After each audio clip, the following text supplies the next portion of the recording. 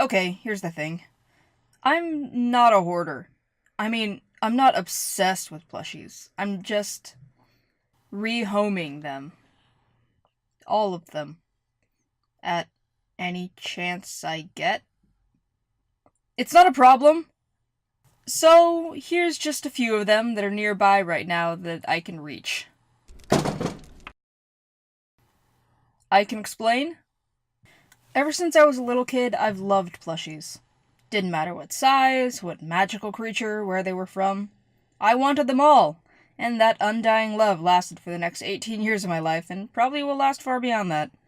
While I don't have all the plushies and toys from my childhood in my current home, I've kept quite a few close to my heart and added quite a few more since then.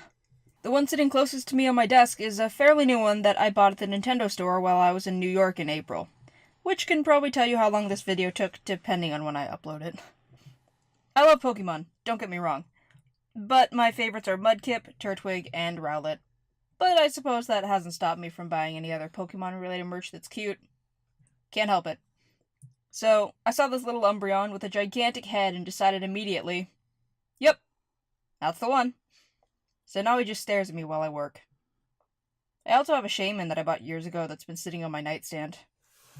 If you're like me and spent most of your late childhood playing classic online games like Club Penguin, rest in peace, and Neopets, you'll appreciate this.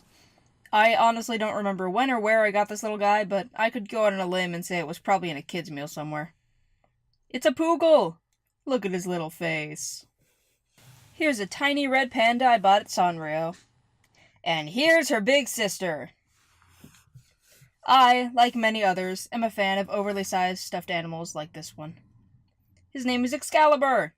I bought him at Target after my mom told me not to. That clearly worked.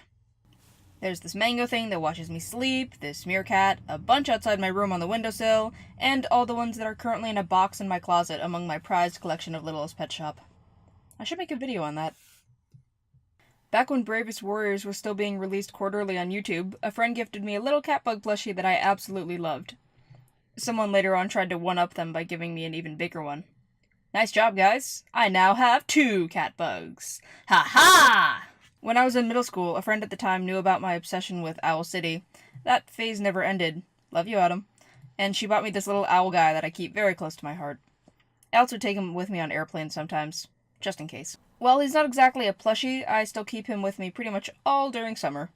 His name is Baby G, short for Godzilla.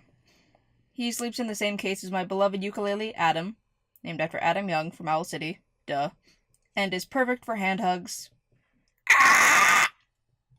The final plushie I'll introduce is one that, while I don't carry her everywhere I go, has been with me since the very beginning. This is Buttercup.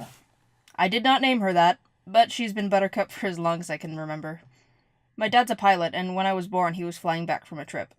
When he got the news, his co-pilot announced it over the intercom, and inevitably, every single person on the plane congratulated him upon landing, taking him even longer to get to the hospital to see my mom. The story I've been told is that a coworker gifted him this gigantic hippo to give to me, and wouldn't you know it, I still have her to this day. She's not really a cuddly kind of plushie anymore, but she sits nicely beneath my desk to keep my feet warm. I don't lay on her as much as I did as a child, but when a child grows too big for cuddles, someone else will take his place. I wish I had the time to make a video on every one of my plushies, but as a full-time college student coming up on a full-time working summer, I just can't put aside that much time for animating. Believe me, I'll still be doing it, just not like 15-minute animations that take me 3 months to make. So thanks for putting up with my obsession with my button-eyed family, and I'll be back soon. Probably. If you like this video and want to hear more about the stuff I get up to, hit one of those buttons down below. And I will see all y'all in the next video. Abianto! Bye-bye! Oh, and here's Trico's turtle.